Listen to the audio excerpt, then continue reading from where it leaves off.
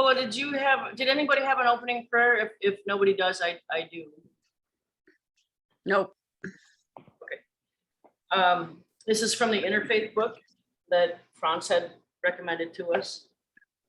We are one with our neighbor, with humanity, and with the universe. We are all star stuff.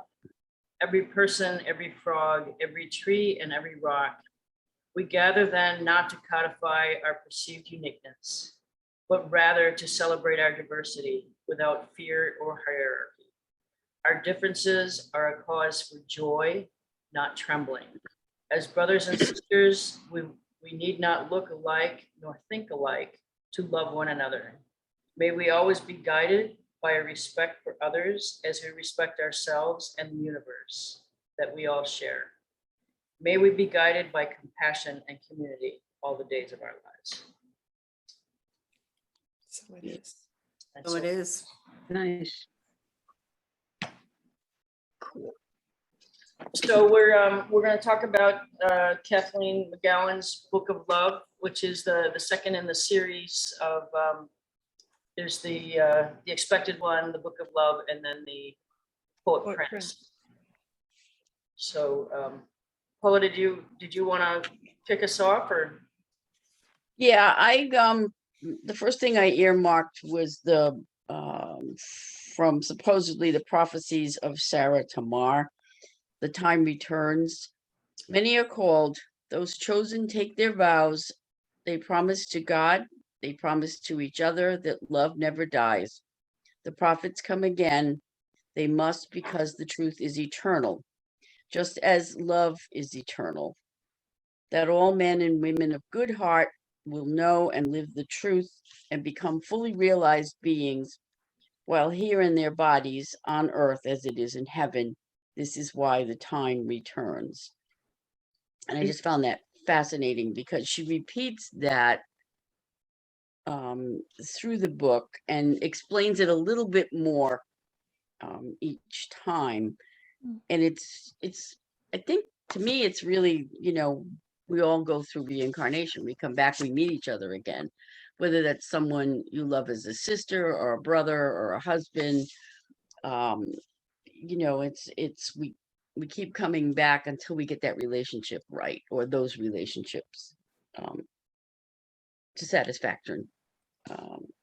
And I remember telling my best friend 20 years ago, I wasn't coming back again. This was my last time. I was going to get it right. One way or another. I don't want to come back.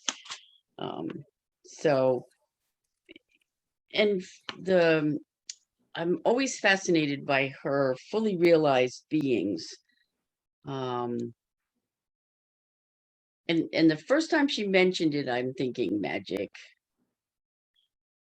And then I'm thinking, no, it's not magic. Well, it is kind of a magic. It's a human magic. But what does it mean to be fully realized? While here in our bodies, does that mean we can develop our spirit here on earth and we don't have to wait? Can we shovel out all the stuff? Or as the Native Americans say, take off the buffalo robe before we cross? That would be cool, to be able to forgive yourself and others completely before you transition so you can go right to your soul group. I don't know. Anybody got any ideas about that? That's just my take on it.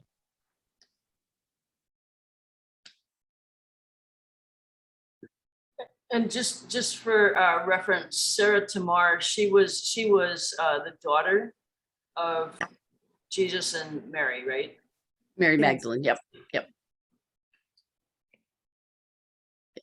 So she was the prophetess in her time, but she also was teaching from the book that her mother gave her, or her father gave her. I don't know who gave it to her. Which is the Book of Love. Her mother gave it to Right. her.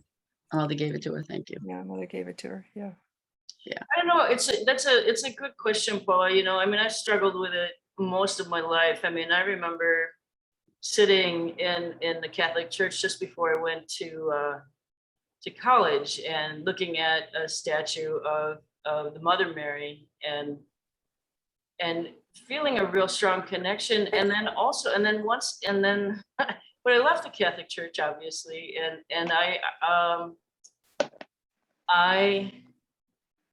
gave up on perfection. It's like, well, I am not, I'm not perfect, and I'm not Jesus, and I can't even aspire to be that perfect, right? And so I kind of gave up on it completely.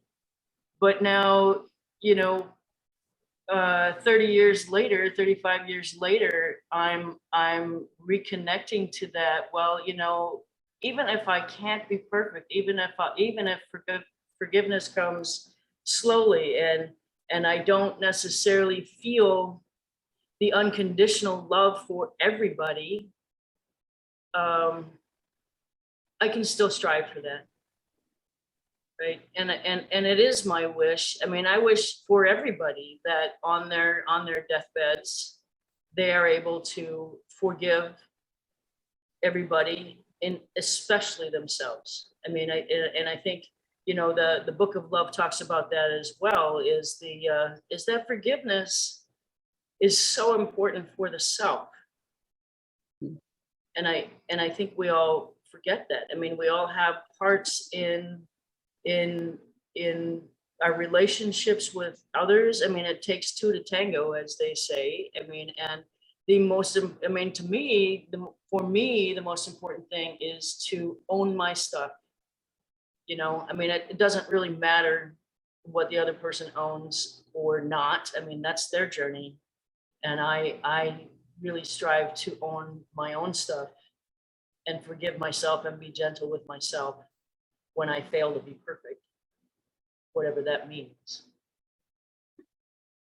Is a fully realized human and perfection the same thing? Not necessarily. I wasn't thinking so either, but I just thought I'd ask the question. No, I don't think A so. fully realized human would be, oh, I'm sorry, Kevin, did you want to say something? Oh, no, I was just commenting on that comment. That's all. To me, a fully realized human is one who is aware of their imperfections and aware of the challenges that they face as an individual in this life journey, and a willingness to work on that and to improve, and not only for their own benefit, but for the benefit of the society in which they live. A fully realized human is aware of that, there's very aware that there's something more than us, and that we are part of that something that's more than us as individuals. Like if you think of God or whatever, as if you think of it as a multifaceted jewel, we're all facets of that jewel, and we're all working toward reuniting with that jewel to make it whole again, to make ourselves whole again. So, no, we're not perfect. We know we're not. We're working toward getting there again. It may not happen in this lifetime. It may take several. It's a journey. As we all have said time and time and time again, it's a journey. And it may take several go-arounds before we're there, before we're ready to, as Paula says, I ain't coming back. I got it this time. So, And I don't even know that our journey is about becoming perfect. I think our journey is more about learning the lessons that we have decided we need to enrich our soul in this life, and take those lessons back into spirit. And not coming again is more about, not about finally reaching perfection, because when we're in spirit, we're perfect. But I think more about not coming back is we finally have learned the lessons that we needed to learn so that our souls can become over souls and help the rest of the poor schmucks who are stuck down here. But in spirit, are we perfect as well? We don't know. I We think know so. more. We know more. We have a broader outlook. But Right. are we perfect? Maybe we are. Always you know, becoming. Yeah, always becoming, and each of us is a facet of that jewel, if you will, if you want to use that. I use that as my metaphor. But each one of us has something value to give to the whole. And perhaps our journeys here on this plane of existence help us to realize that, help us to round that out and make it more effective. I don't want to say perfect because we're not perfect, and we won't be perfect even in spirit, but we'll be a fully realized aspect of that, of the whole. So I don't really have the words to explain it, but I think it's an ongoing process, even in spirit. Something that what was that, Transmissions? Was that that book, Transmissions? What about the nun? Oh, Testimony of Light. Yeah. Thank you, Testimony of Light. She gets, she crosses over, and she's still learning while she's over there. And that made a lot of sense to me. So I think that's part of it too.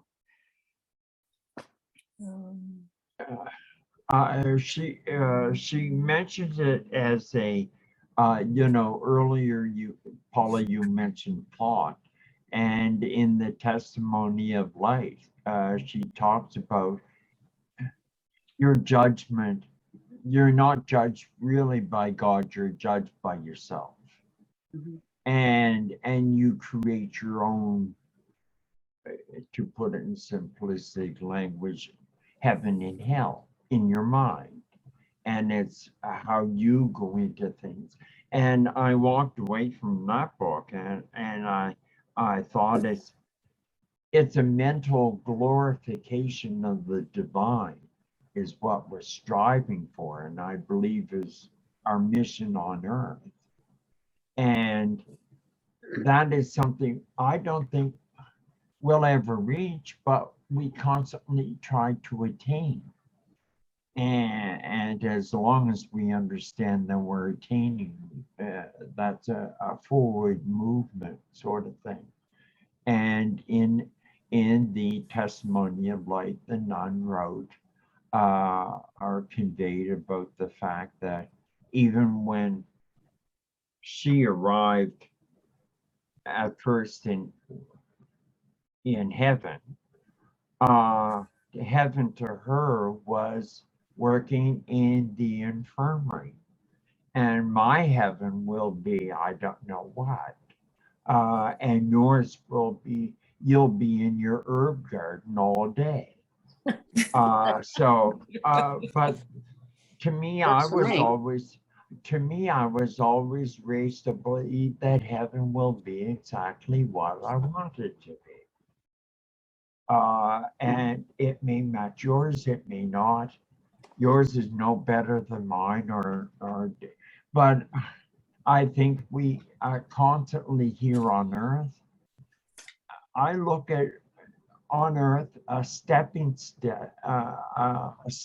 stone to what I'm going to attain when I cross over. And when I cross over, I believe I think that I'm just going to continue on stepping stones and move up through the levels and come back when I figure I need to work on another level. Well, and that's where the expression as above, so below, and she talks about that too.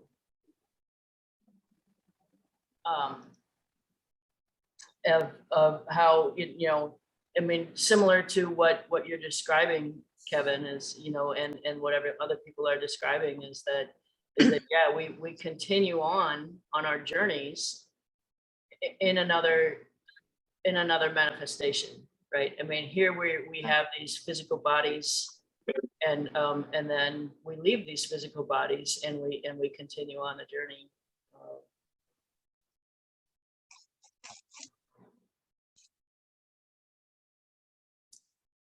I think one of the things in the Book of Love that stuck with me is Mary Magdalene's forgiveness of Longinus Gaius, or however you say his name. Longinus? That one, yeah. Longinus. For stabbing, Jesus in the side. And he learned a powerful lesson with that. And I think the lesson in that is loving and liking are two different things. There's a lot of people in this world I like. There's a lot of people I don't like. But I have learned, I have learned that I can love them all, but I don't have to like them. And some of those are in my family. And we all know that. So I think the most powerful lesson I got out of the book was that's what I want to strive for, is to be able to send out love to everybody I come in contact with, whether I like them or not. And that it's not a prerequisite that I like them. Because I think that's truly where the sin is, when you learn to hate. And there's a wonderful song in the musical South Pacific, you have to be taught how to hate. And I think so many people in this world have been taught how to hate, and people forgot to teach their kids how to love. And I just took a class yesterday, and it was all about looking at how I look at people and how I look at situations. And instead of looking at something as either good or evil, look at it from dark or light, the shadow side. The shadow side is always where you learn your lessons. But my job in this world is to send out light. Yes, I can examine the dark, and I'm sometimes part of it. But I'm learning to look at situations from a different perspective. And that book started me thinking about that, is, do I want to go through my life holding a grudge against a particular sister or a particular friend? No, does me no good. It serves me not. So I think for me, I don't know about anybody else, but for me, I need to start shedding those things that don't serve me anymore. And judgment doesn't serve me anymore. I was taught to judge, particularly myself more than anybody, but I was taught to judge. And as a nurse, I had to, I was forced to, it was part of my job, but I don't need it anymore. It doesn't serve me. So for me, being able to love as many people as I can is all about letting go of judgment. And that's my next mission. My goal is to not be so harsh on myself, but not be harsh on other people too, because everybody has a reason for the way they act. There's a reason behind everything everybody does. And unless I know that reason, and even if I do know that reason, I still have no right to judge.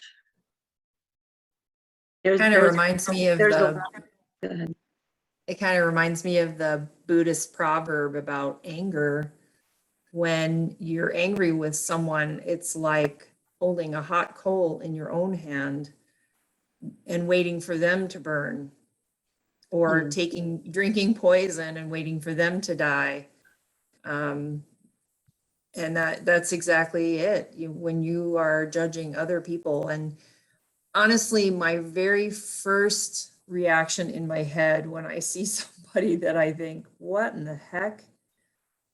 My first reaction is judging. And then almost instantly, my second reaction is, I wonder why. Why is that person dressed that way? Or, doing that thing. I always wonder why. And I think that's the empathic side, when you can put yourself in someone else's shoes and say, maybe they're, homeless because they're mentally ill, or maybe they, something terrible happened and they couldn't handle it, and there they are. And putting yourself in someone else's shoes is a good way of avoiding the judging, I think. There's a line in the closing of the 12-step programs, at least in the Al-Anon there is, and it says, you may not like all of us, but you will love us in a special way, the same way we already love you.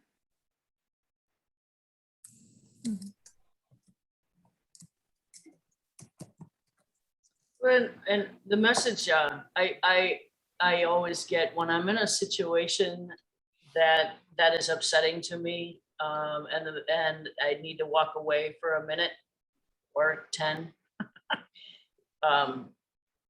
I always get the message, be the light, be the light. And when I'm connecting with divine source and being the light, then there is no shadow.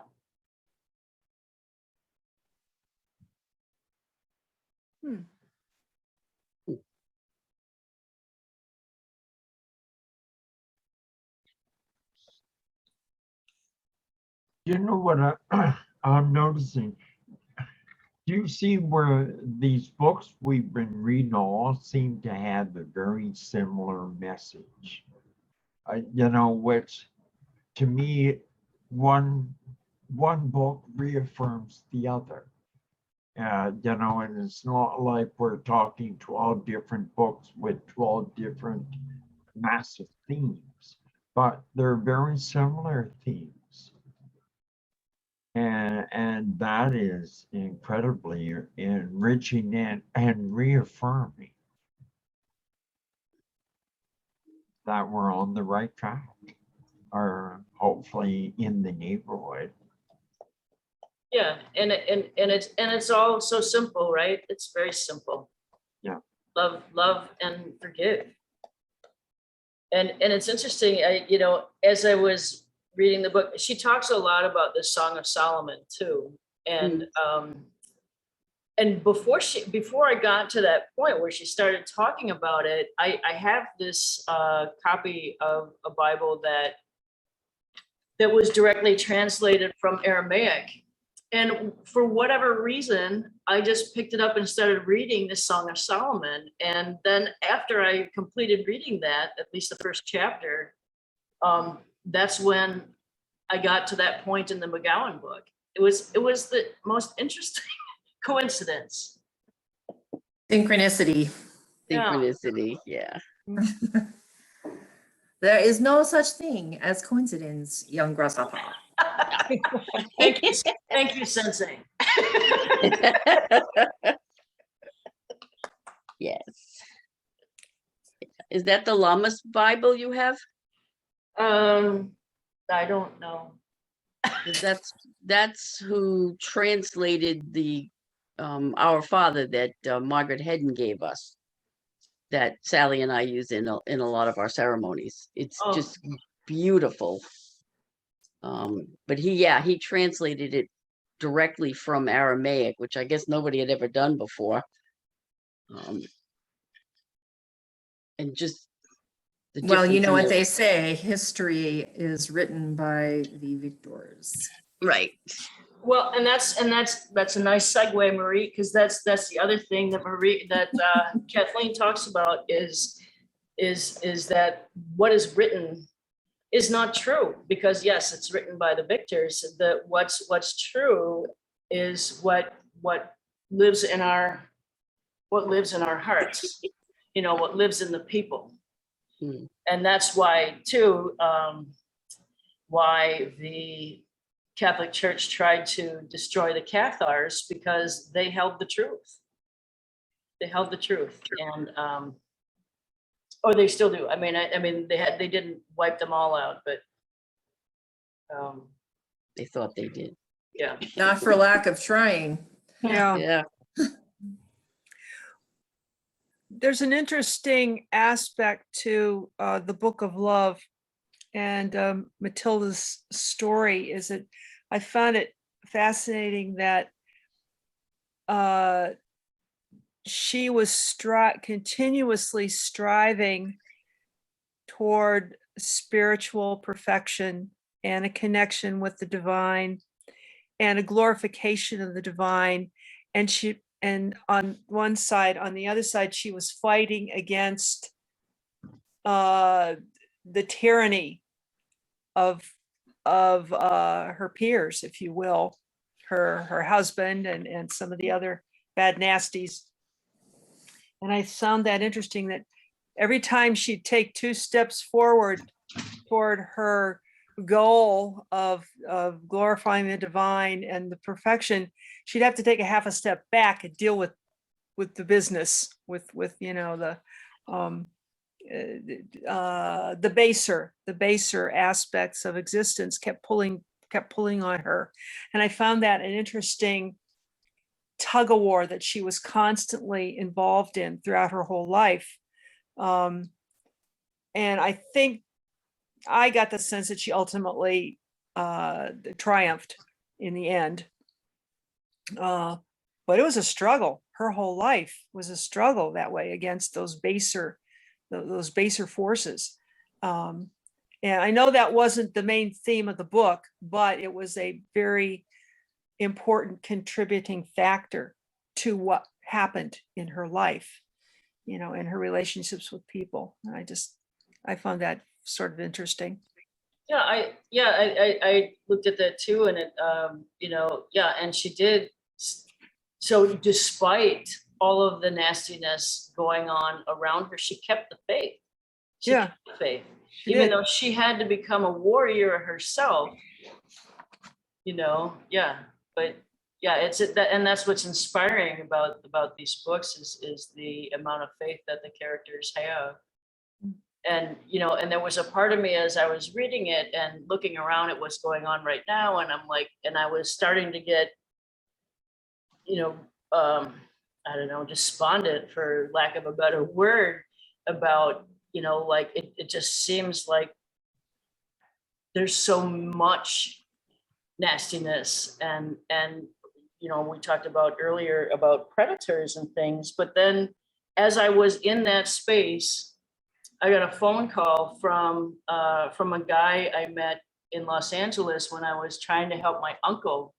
And the way I met him was that a mutual friend of him and my uncle, he was a trooper, like he kept up with me, he went with me, and I, just dragged him through a lot. And then, and we finally got into my uncle's house, and the woman who was financially abusing him had taken out the refrigerator. And Pat's like, I know a guy. The next day, Gilbert shows up with a refrigerator and a carafe of coffee. And it's like, there are angels on earth. There are really good people. It's like, and that's what we need to focus on. Like you said earlier, Laura, it's like, let's focus on the positive and let's look for the good in other people. And so that was a restoration of my faith in humanity again. I would even go farther than looking for the good, looking for the helpers, as Mr. Rogers would say, when there's trouble, look for the helpers.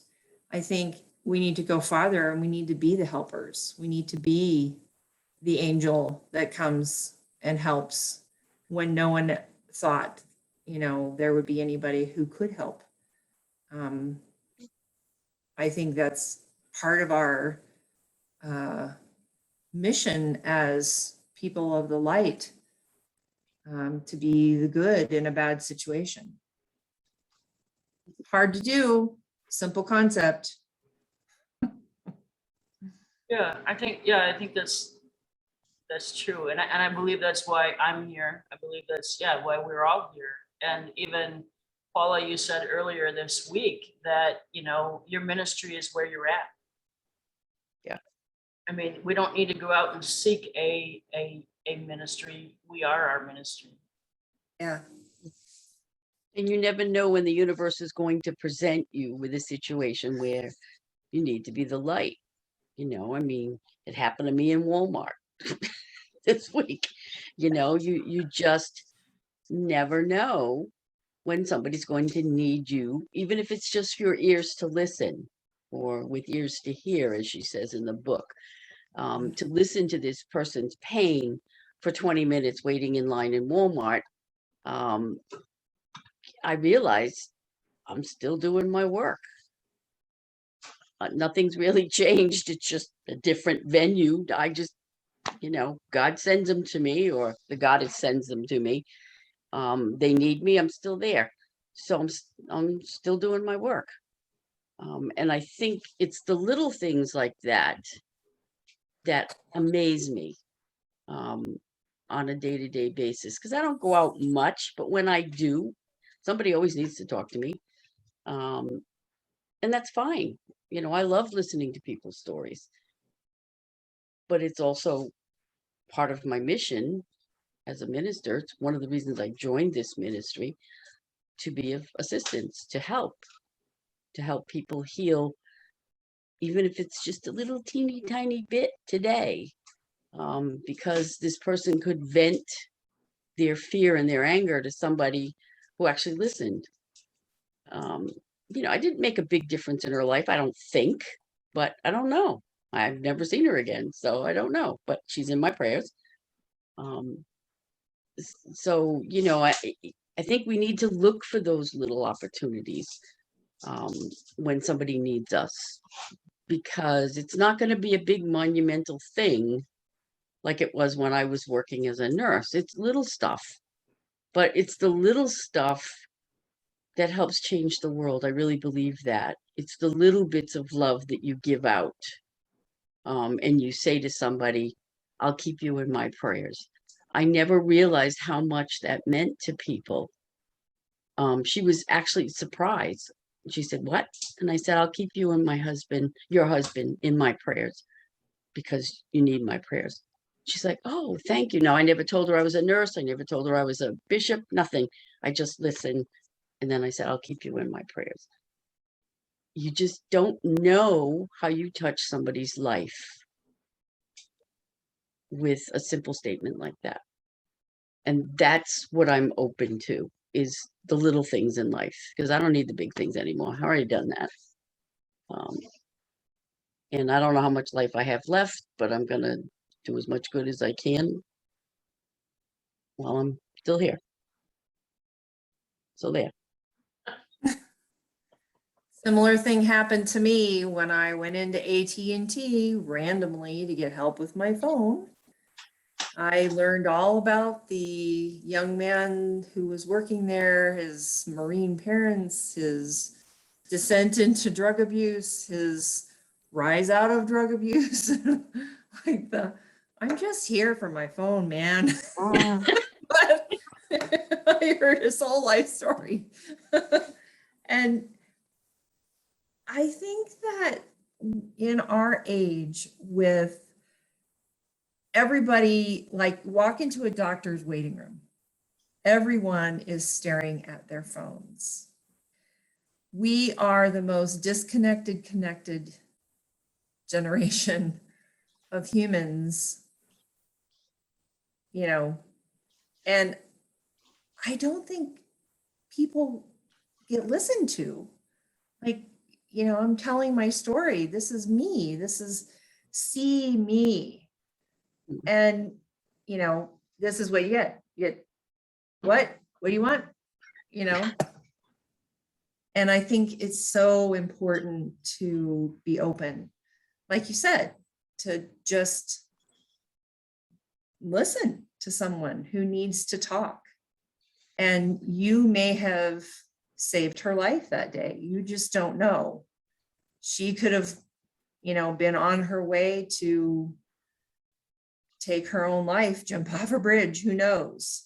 Because she just needed somebody to listen. and you were there.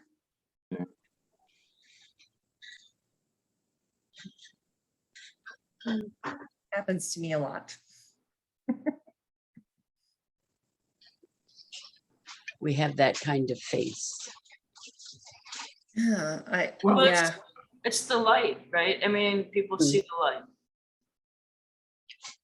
I definitely think it's an energetic thing for sure. Like people just kind of, you know, feel the calm strength in me in general. I'm not always calm and full of strength, but it's a thing.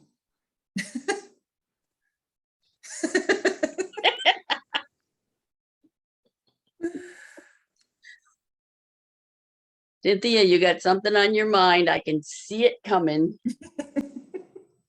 She's laughing at me. She's laughing No, at all of us. I have, well, I was making notes, so I kept looking off to the side. When Paula mentioned the grudge, I thought grudges also though serve a purpose of reinforcing boundaries, you know? And sometimes we will get comfortable and we let those boundaries kind of fall a little bit, but then something will happen or something is said, whatever. And it renews that boundary because we remember the grudge. And so it's probably, there's two sides of it, you know. That word grudge is probably a liminal word if I think about it long enough. And then what Sally said about the bad nasties. I encounter those a lot in my daily walk, you know, and I'll hear people's you know, their behavior and things like that, and it just throws me for a loop. It's like, what is going on here? And that's a good word, the bad nasties. It's like you just want to do a banishing ritual just in your own self-contained circle to keep that away from you, or to, you know, in quotes, a deliverance kind of thing up with somebody, you know, that they get rid of that. And I was talking to a good friend earlier last week, and I said, I have this circle of worry, you know, I'll renew your name, put your name in my circle of worry. And this very wise person said, change the word to concern. I thought, worry has an edginess to it. And it's like I don't know, there's just something about that word. But the word concern is like taking that step back and refocusing the energy, the energetic. I thought, wow. So thank you, person. That was very good of you. I'm talking about Marie. So it's just, so I have to redo that. I have names on my pentacle on my altar, and that's where I put them for the energetic work. I thought, yeah, I need to redo that, reconsecrate that as my circle of concern. Without judgment, but you know, it's just, well, it is my personal judgment, you know, that I need to have concern about them with their situation. But I wrote a paper a long time ago called "Am I a Resacralized Woman?" And I think, you know, we've lost our sacredness, so just our innate sense of sacredness in the culture, and to reclaim that in our spiritual journey through connection with the earth, with each other, with communities, wherever we find ourselves, that we are firmly rooted in the here and now. And this is what we have to deal with. And to bring to acknowledge our sacredness as individuals and our connections, and to stand in that truth. It's a terrifying, but it's a liberating thing.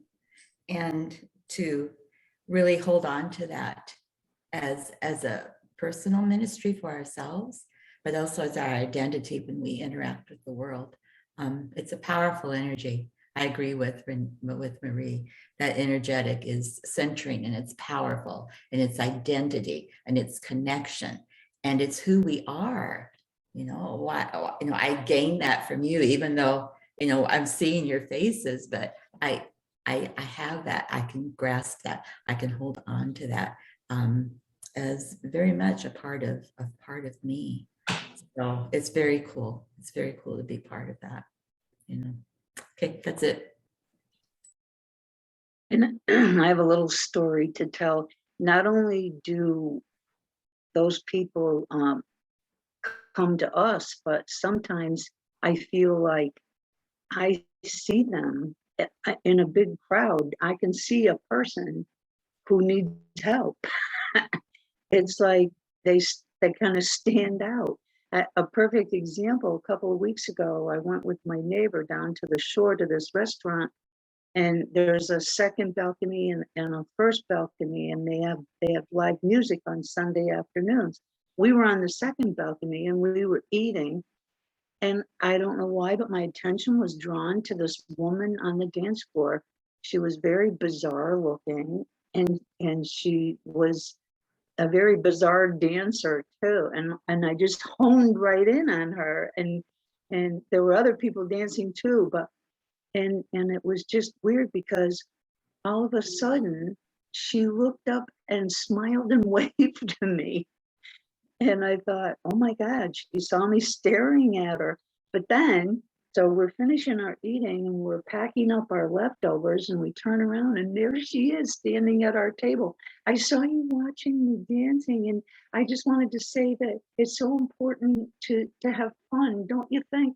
And she just wanted somebody to talk to and wanted somebody to notice her. And that was, I freaked out though at first, we're on the second floor and she came all the way up there to our table, and all of a sudden she's like standing right there. We're like, whoa. But it was obvious to me that she had some mental issues. And so when I was judging her for the way she was dancing, now I saw the truth, and I think that was brought to me so I could see that. That was pretty cool. Interesting experience. I think that often when we have that,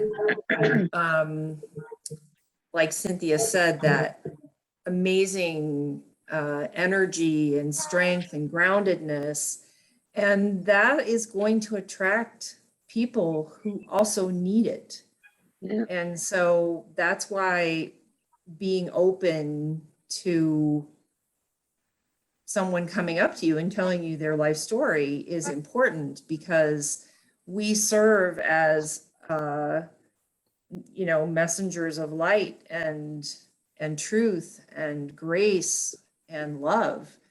And there's so few of us out there that when somebody sees us, they're like, whoa, I need some of that. And they come over, what do you got? Like, what is this? But they don't say it like that. They don't say it in those words. They say it in, I'm really struggling with my parents or my children, and this happened and that happened.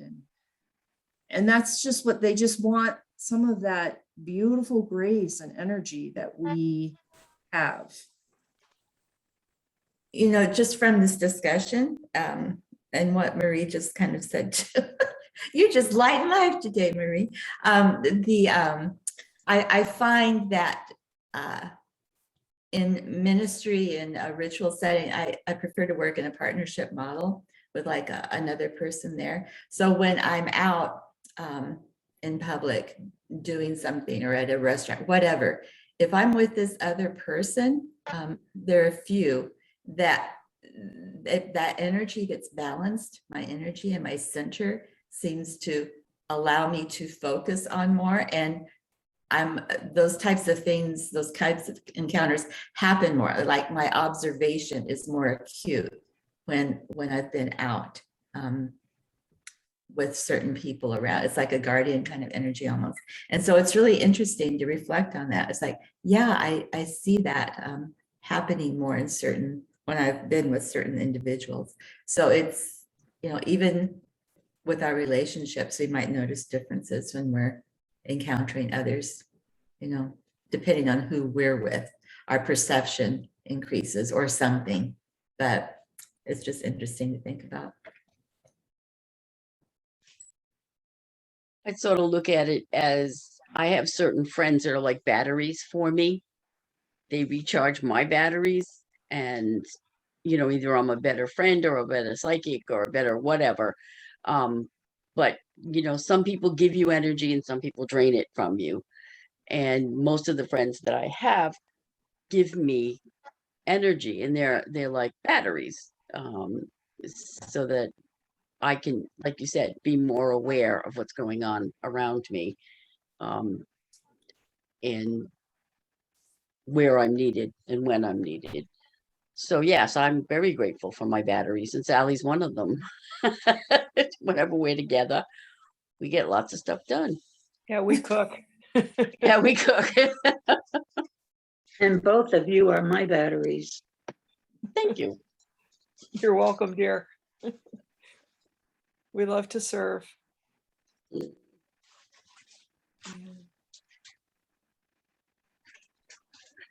Nikki, you're awful quiet. I'm Is she here. rude? I'm Okay. observing mostly. Haven't read the book, but I love this discussion. Mhm. I've read it a couple of times, and each time I read it, I get something different out of it. So I will probably keep it around and read it often. Yeah, Leila So was if saying anyone that it needs was her their favorite. batteries charged, please give me a call. I'm sorry. If you will share your phone numbers, I will call you. So, I'm sorry, Nikki. I didn't realize you were speaking. It's Sorry. okay. I was just commenting that Leila, our new CFO, loves this series of the books. And she said that this particular one was her favorite.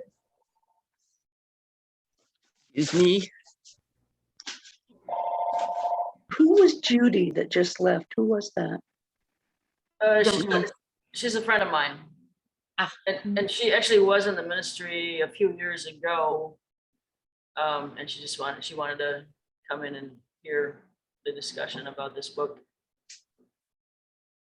I haven't read the book, but I'm gonna, because I don't have it. I ordered the first one, the expected one, on Audible, and I listened to it on one of my drives, and that was amazing. I really enjoyed. It made a nice change from just listening to, music. It was really fun to do that, but I think I'm gonna order the next, is it 2 more in the series? This Yeah, one and the next one? And Book the of next Love one, and the Footprints. yeah. So I think I'm gonna order those in actual print, because I'm gonna be here for probably 3, maybe 4 weeks. She's And written I'll have other to books read. too. She's written other books too that are Yeah. quite good. Yeah, so one of them too is called The Source of Miracles, and it is an explanation, apparently a very thorough explanation of the origins of the Our Father and the true meaning of that prayer. And I mean, she mentions it in so she talks about a rose petal, the rose and labyrinths. And I should have bookmarked that, but it's about, so the Our Father is about a rose petal, a rose flower, and then it has 6 petals, and each of those 6 petals are different aspects of like faith, surrender, forgiveness, right? I don't know. I dog-eared it, but I don't remember where it is. Anyway, sorry. And then she's got the other new book coming out in December, I think, right? Yeah, the Mary Magdalene one, or the women in history who learned their lessons, or something like that. That's what she's going to use in her conference in December. Which I'd like Yeah, to go to. I've started reading that one, the Source of Miracles, 7 Steps to Transforming Your Life through the the Lord's Prayer. Yeah, Yeah, I'm on page 47 right now of it. I've got about 3 different books going, but yeah, it's fascinating the so, way she talks about it. And well, in the Book of Love, she talks about the 6-petaled flower at the center of the labyrinth. mhm. And this book talks about that flower, talks about what the significance is of that and the Lord's Prayer. Well, I really like the way she writes, she's, Yeah. very easy to digest what she's telling you. So, Which is not easy to do, honestly. These are simple concepts, but to explain them is quite difficult, I think. But she does a great job. yeah. It's a she great does. job. Yeah. Well, the I other- mean, I read some criticisms of what she's written, and I just thought, Yeah, they "Hey, just you don't didn't get it. get it. No, you didn't get it." It's like, okay, fine, you can have To your those opinion. who have ears, let them hear. Right. Those who have eyes, Exactly. let them see. Well, the other thing that she does in the Book of Love is explains how God became a he, basically. Mm, And that, so I'll just read that excerpt. It has been speculated that the name of God, Yahweh, may have evolved from Yahu, that's YA-HU, which means exalted dove, which is also the exalted dove is also written about in the Song of Solomon. mm, And it was the name of the ancient creation goddess who was the wife of God, who was called El. The two, El and Yahu, blend into one and are ultimately called the singular Yahweh, which later simply becomes male. But like she goes in depth in a couple of different places to talk about the fact that there is a feminine divine, and Jesus talked about it, and Mary Magdalene carried that forward, and it was again the Catholic Church that started the whole he thing, exalting man above all, right? And she also talked about the apparitions of when Mary appeared to children. It was usually children who were poor. But in Knock, Ireland, there were 3 apparitions. There were 3 entities that appeared. One of them, the first that appeared was the elder male, and the second that appeared was a young man, and then the third that appeared was the feminine divine. And her interpretation of that then is that it wasn't so the Holy Spirit is really the feminine divine, and that's what that apparition represented, was the Father, Son, and the Holy Spirit. And she talked about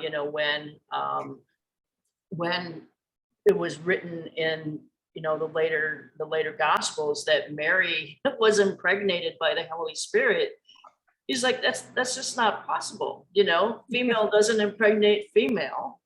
And so that, it just kind of highlights again the whole perversion of history and what actually happened, and what the Catholic Church started. Other Christian faiths now too, there's no recognition of female divine in anything except for in the Cathar line and us. So that's where the synergies are with us and the McGowan's work. I would argue that that the lack of recognition of the feminine divine goes back farther than the Catholic Church to the Hebrews. Even though they had Sophia, the Spirit of God, the Christian Church really took its roots from, God, the only one true God, mm. male Hebrew God. And I think that's really the root of the Catholic Church just kind of took that and ran. It's centralized the power. Right. Mhm. Mhm. And and right, we always hear that, it's just a pronoun, it doesn't mean anything. Well, it does. It takes our power, right? I mean, Usually men who say that it's just a pronoun, it doesn't mean anything. but The yeah, men who say that. But growing up Baptist, I did not equate the Holy Spirit with feminine divine. I didn't. And it could be, I never thought of it before. It could be because, the Holy Spirit supposedly impregnated Mary. Well, a man has to do that. And so maybe subconsciously, I just never thought of the Holy Spirit that way because of things like that. I'm sure there's probably other things in the Bible that are like that.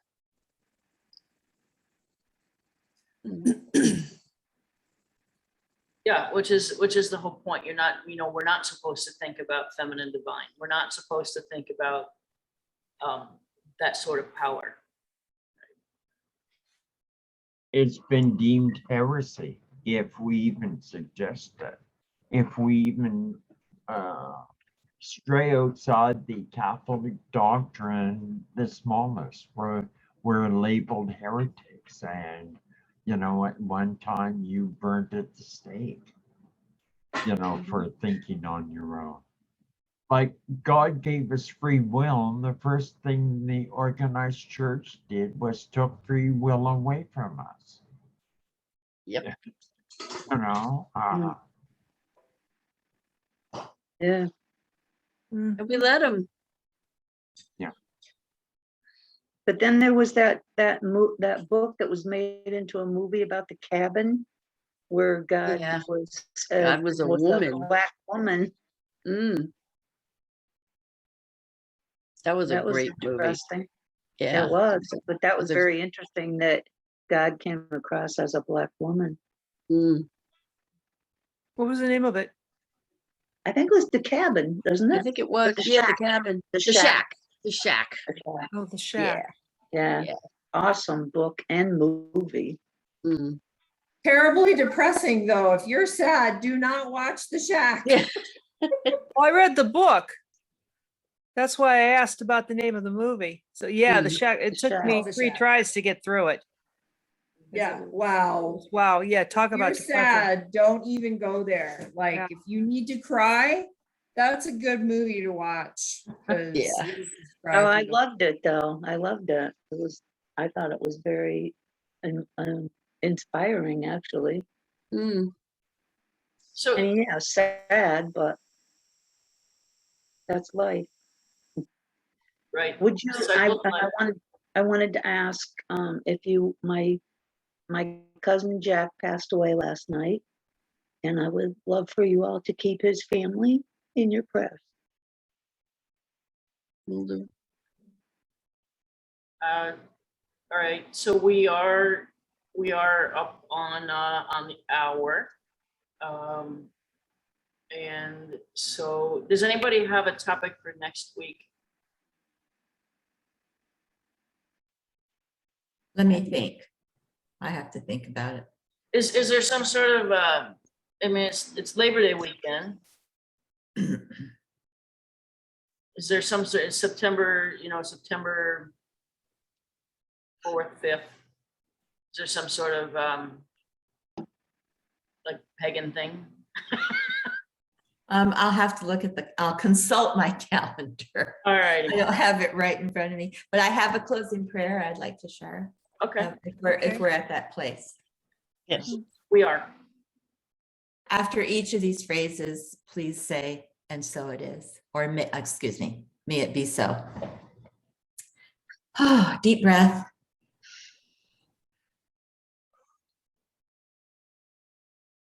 May the sun bring you new energy by day. May it be so. So May it be so. May the moon softly restore you by night. May it be May so. it be so. so So, May the rain wash away your worries. May it be so. May it be so.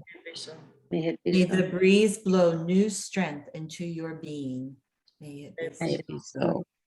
May you walk gently through the world and know its beauty all the days of your life. May it May be it be so. so. Thank you. That was beautiful. That's gorgeous. I love it. Thanks. Thank you, Cynthia. That was lovely. Have to go. I use All it right. as the closing many times of a wedding ritual. But it's so appropriate in our lives of new beginnings, of connection, of journeying forth. So I'll see you all next week. okay. Okay, bye-bye, folks. Namaste. Bye. Bye-bye.